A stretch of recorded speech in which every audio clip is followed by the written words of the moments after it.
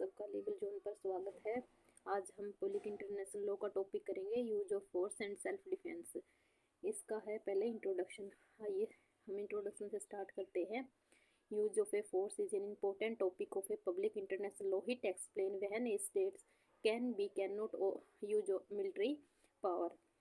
आपको मैं हिंदी और इंग्लिश दोनों में अच्छे से एक्सप्लेन करूँगी, आप जैसे भी करना चाहे उस टाइप से कर सकते हैं।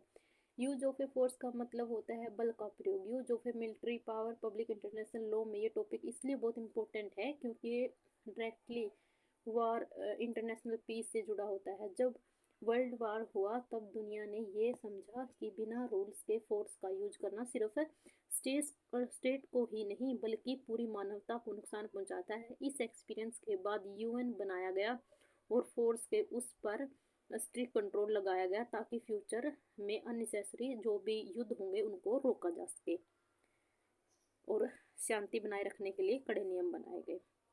Meaning of a force, meaning of use of force. Use of a force means when one state use armed force or weapons against other state. It includes invasion, bombing or armed attack. Such action disturb international peace. बल का अर्थ होता है जब use of a force का simple मतलब ये है कि जब एक स्टेट दूसरी स्टेट के खिलाफ हथियार युद्ध ये सब करती है तो ये इसमें सिर्फ बॉर्डर क्रॉस करके अटैक करना नहीं होता, बल्कि अगर कोई कंट्री दूसरे देश के रिबल्स को मतलब कि चोरी छुपके से ट्रेनिंग देती है, मनी देती है या इनडायरेक्ट यूज ऑफ फोर्स माना जाता है। ऐसे एक्शन इंटरनेशनल सिस्टम में इंस्टेबिलिटी पैदा करते हैं और दुनिया की शांति को खतरा पहुंचाते हैं। ठीक है, आगे हो गया ये provision of use of force. ये आर्टिकल 2 क्लोज 4 में UN charter provision the use of force state must respect the territorial integrity and political independence of other states. This rule applies to all UN member. इसमें क्या है, UN charter का जो article है 2 clause 4 ये international law का सबसे strong rule माना जाता है। इस आर्टिकल के हिसाब से स्टेट दूसरी स्टेट की जो टेरिटोरियल इंटीग्रिटी है और पॉलिटिकल इंडिपेंडेंस के खिलाफ फोर्स का यूज नहीं करेगी। इसका मतलब ये है कि न तो किसी कंट्री के बॉर्डर्स को तोड़ना अलाउड है और न ही गवर्नमेंट को गिराने के लिए मिलिट्री प्रेशर बनाना। ये रूल इसलिए बनाया गया ताकि दुनिया में लॉ ऑफ पावर का कॉन्सेप्ट है जो वो फॉलो हो। ये आर्टिकल आपका 2 क्लोज 4 हो गया।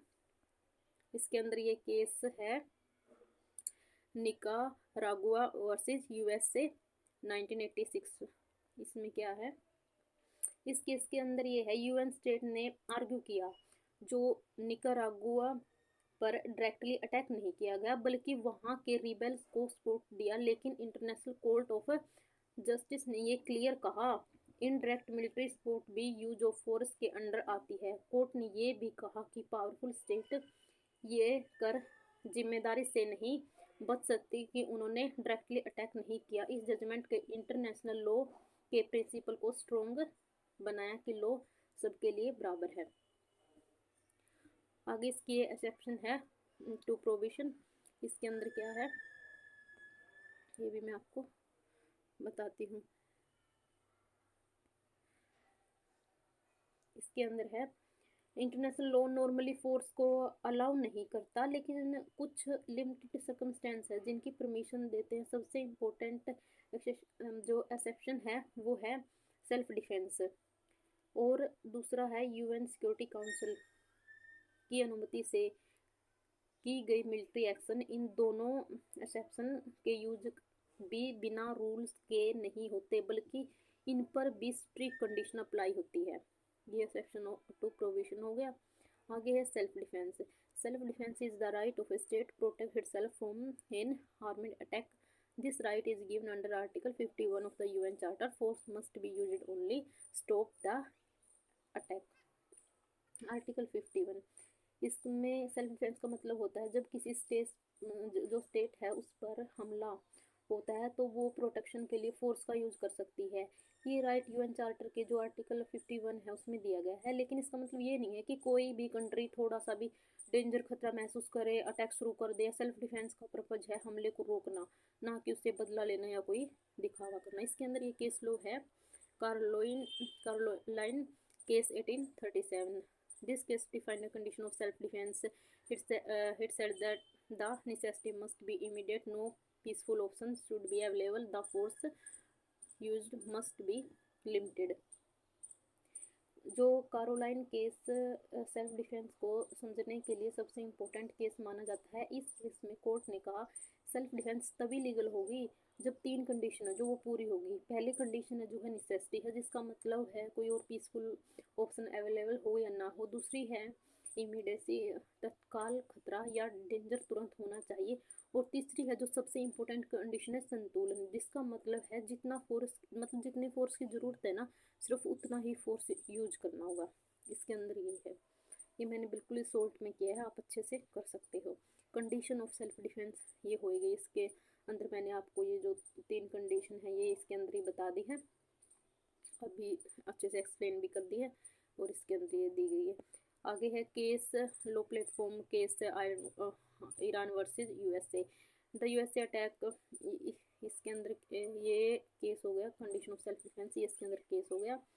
और इस केस के अंदर है जो क्या है, इस केस में यूएसए ने ईरान के जो ऑयल प्लेटफॉर्म पर अटैक किया और कहा कि सेल्फ डिफेंस में किया गया है, लेकिन इंटरनेशनल कोर्ट ऑफ जस्टिस ने ये ऑब्जर्व किया कि ईरान की तरफ से कोई जो प्रूव्ड आर्मेड अटैक है वो नहीं हुआ था, साथ ही फोर्स यूज किया गया वो क्या था, असंतुलित था, जिसकी वजह से कोर्ट यूएसए के सेल्फ डिफेंस को क्लेम को रिजेक्ट कर दिया।